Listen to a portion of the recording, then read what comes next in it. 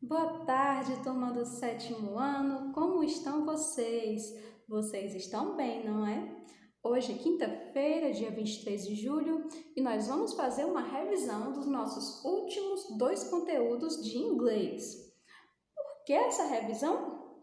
Bom, galera, com relação aos dois últimos conteúdos, que foram Simple Present e Directions, nós temos um em específico que ainda causa um pouco de confusão, que é o Simple Present, mais especificamente na terceira pessoa do singular, certo?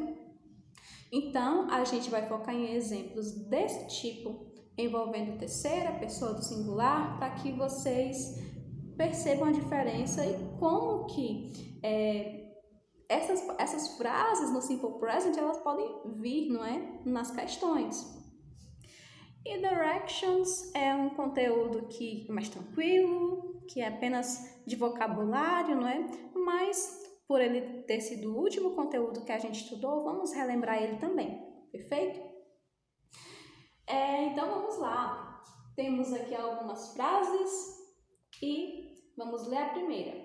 John and Mary, João e Maria, tracinho, não é? Temos aqui um verbo que é o verbo live, and New York, em New York. Perfeito? Então, João e Maria vivem em Nova York, moram em Nova York. Ricos, não é? Porque lá as coisas são bem caras mesmo. Enfim, vamos lá. Vocês lembram que quando a gente vai falar de Simple Present, a gente conjuga a terceira pessoa do plural, do singular. Do singular. A gente conjuga a terceira pessoa do singular, galera. Vamos lá. Quem é a terceira pessoa do singular? He, she e it, não é? He, ele, she, ela, it, ele ou ela, só que não para pessoas, não é? No inglês, a gente não diz ele ou ela para outras coisas que não sejam pessoas. Perfeito? A gente usa o pronome it e te. Mas será que... Vamos lá. Tia, eu não tô vendo nem he, nem she, nem it nessa frase. Não tô vendo he, nem she, nem it. Então, eu não vou conjugar o verbo. Será? Vamos lá. João e Maria, se eu trocar por um pronome, que pronome é que eu troco? João e Maria vivem em Nova York. Eles, porque são duas pessoas, vivem em Nova York. Eles vivem em Nova York.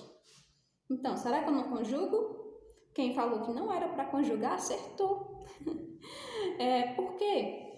Porque nós temos duas pessoas. Eles. Que pronome é esse em inglês? They. They é terceira pessoa, beleza, mas é terceira pessoa do plural, não do singular. Por isso que aqui, realmente, a gente não conjuga, certo? Então, o que eu coloco nesse tracinho? A mesma palavra, live. Mesma palavrinha, certo? Live. Portanto, como fica a frase? John and Mary live in New York. Perfeito? Não conjugo. De verdade. Vamos para a segunda agora. Para a segunda frase. Chloe, tracinho, in the park. A tradução dessa frase é para ser: Chloe caminha no parque.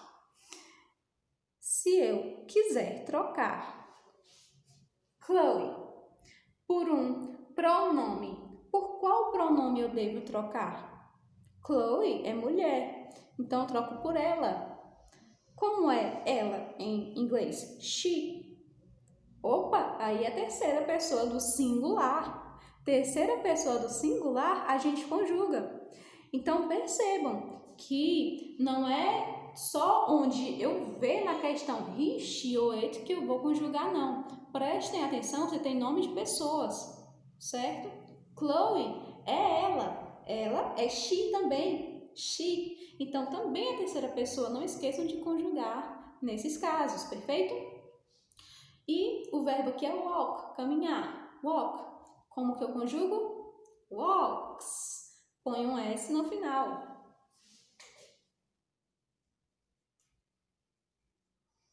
Walks.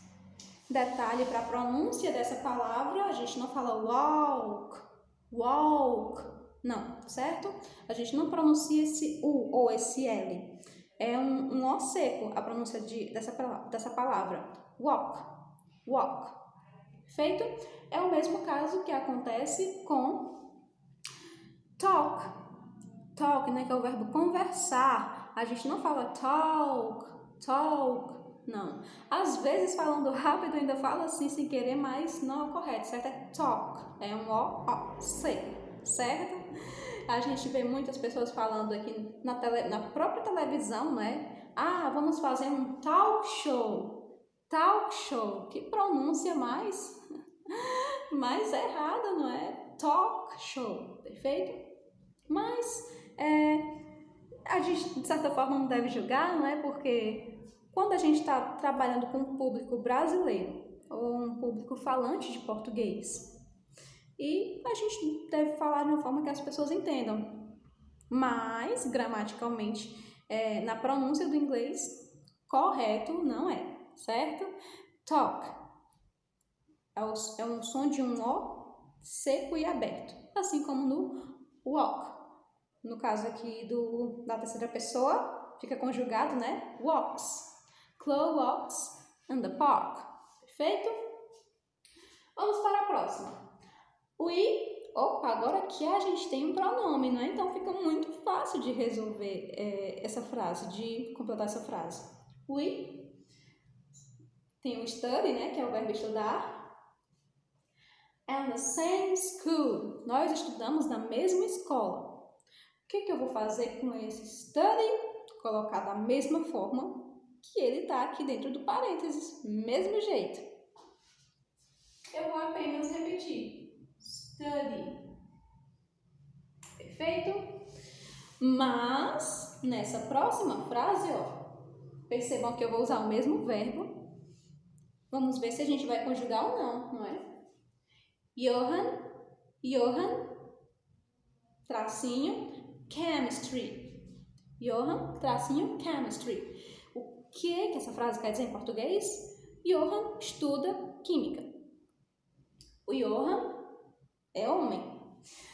Se eu quiser trocar essa palavra por um pronome, por que pronome eu troco? Por qual pronome eu troco? Johan estuda química. Johan é homem, é ele. Ele estuda química. Então, a gente não tinha um pronome aqui, não é? A gente tem um nome próprio. Mas isso é a terceira pessoa do singular. Por isso, o verbo deve ser conjugado. Perfeito?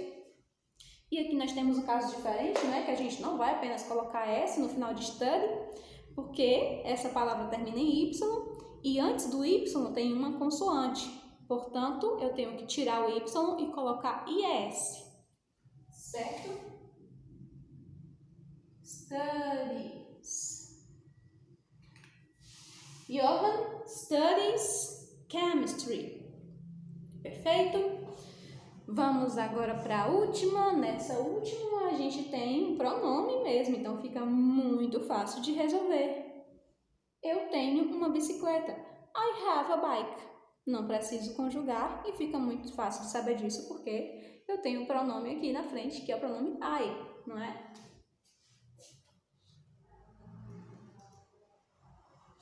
Fica muito fácil de completar essa frase. Agora vamos para o seguinte, se eu tiver o nome de uma pessoa no lugar de I, se no lugar de eu tenho uma bike, Ricardo tem uma bike, o que eu vou fazer? A conjugação do have é uma exceção, não é? Vamos lá colocar essa exceção. Onde está meu pincel? Aqui. Vamos lá, Ricardo. Coloquei no português mesmo, não é? Nomes próprios, galera, não existe tanta regra. Ricardo em inglês vou colocar Richard. Não, nome próprio é nome próprio. Algumas pessoas, quando vão morar em outros países, elas mudam de nome para que fique mais fácil para outras pessoas pronunciar o seu nome, certo? Mas se você não tem certeza que a pessoa mudou ou não o nome, você fala o nome dela mesmo. Então, Ricardo, deixa Ricardo. Não vamos dizer Richard, não. Ricardo, certo? É o nome próprio. Ricardo tem uma bicicleta. Como que eu digo Ricardo tem uma bicicleta em inglês? Ricardo have? Não, a conjugação dele é diferente, não é? É has. Ricardo has a bike. Ricardo has a bike, ok? Perfeito. Então, bem que essa pode ser a nossa curiosidade de hoje, não é? A questão dos nomes nos outros países. Bom, galera, principalmente pessoas que vêm da China, da Coreia e do Japão, para o Brasil, por exemplo, eles costumam mudar de nome quando chegam aqui, porque o nome dessas pessoas geralmente é um pouco diferente para a gente. Por exemplo, tem uma garota que participou de um programa de televisão que é o MasterChef, e ela veio da China. O nome dela, Jiang Pu. Então fica muito estranho falar o nome dela, não é? Pu, é diferente, muito diferente pra gente. Então, ela acaba sendo chamada por Jiang, que é o sobrenome dela. Outro caso, o caso de uma youtuber e professora de chinês, também aqui, não é? Que o nome dela também é muito diferente, é Se, não é? O nome chinês, não é? É muito diferente pra gente. Então, como que chamam ela aqui no Brasil? Cici. Ou seja, algumas pessoas que vêm de outros países, elas mudam o nome para facilitar o diálogo com as pessoas, certo? Perfeito. No inglês também é mais fácil a gente deixar o mesmo nome. Por quê? Porque o inglês e o português, eles têm muito mais coisa parecida do que uma língua mais oriental, não é? Mas mesmo assim, tia, você mudou o nome? Eu não mudei, lógico que não em cartório, mas quando eu converso com uma pessoa nativa dos Estados Unidos, eles não me chamam de Sandra, eles me chamam de Sandy. Sandy, pois é, fica muito mais fácil de se comunicar, certo? Perfeito? Então, sim, algumas pessoas mudam de nome quando mudam de país, outras não. Por isso que se a gente não sabe se ela mudou de nome ou não, chama pelo nome original, certo? Perfeito. Agora vamos falar um pouco de directions, só relembrar, né, que já que isso é mais fácil. E eu quero fazer uma correção da aula passada com relação a isso aqui. Quando a gente estava vendo o texto, eu lendo um pouco rápido, né, acabei falando errado. Eu acho que eu falei que turn right era vir à esquerda, certo? Mas isso foi um ato falho mesmo, certo? Não é vir à esquerda, é vir à direita. Então, corrigindo, certo? Turn right, vire à direita. Turn left, vire à esquerda. Perfeito? In front of, na frente de alguma coisa. Between, entre duas coisas. On the corner, na esquina. Near, próximo. Next to, perto de alguma coisa. Perfeito? Então é muito simples, mas é interessante chamar atenção para essas palavrinhas, por quê? Porque muitas vezes existem frases, assim como eu dei os exemplos no Simple Present, e você precisa completar com uma dessas palavras. Então, galera, prestem atenção. Às vezes é muito mais fácil do que a gente imagina completar com essas palavras, certo? Porque na frase mesmo, às vezes pode estar assim, não é? On the, aí pede para você completar. Aí você não pode completar on the next to, on the near. Não tem nada a ver on the between. Se já tem on the no começo da frase, é porque o restante é corner, certo? Por exemplo, também turn. Turn é um errinho também que eu vejo bastante. Se tem turn, deve ser ou à direita ou à esquerda, ou right ou left. Então, não faz sentido você colocar turn between, então vire entre alguma coisa, não tem sentido. Turn near, não faz sentido também. Se tem turn já no começo da frase, é porque deve ser uma das duas, direita ou esquerda. Perfeito? Da mesma forma, and. Se tem and, fica um pouco já subentendido que é in front, né, na frente de alguma coisa, certo? Não faz sentido colocar in juntamente com between, por exemplo. And between, isso não tá correto, certo? Não faz sentido. In, near, não faz sentido. Se tem in no começo da frase, fica subentendido que o restante é front of.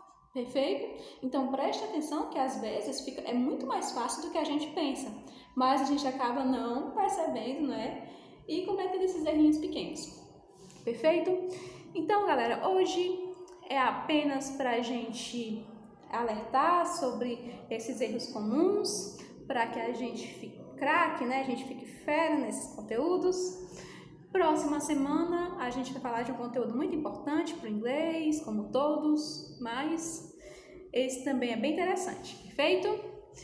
Vejo vocês na próxima aula. Espero que tenham gostado desse vídeo.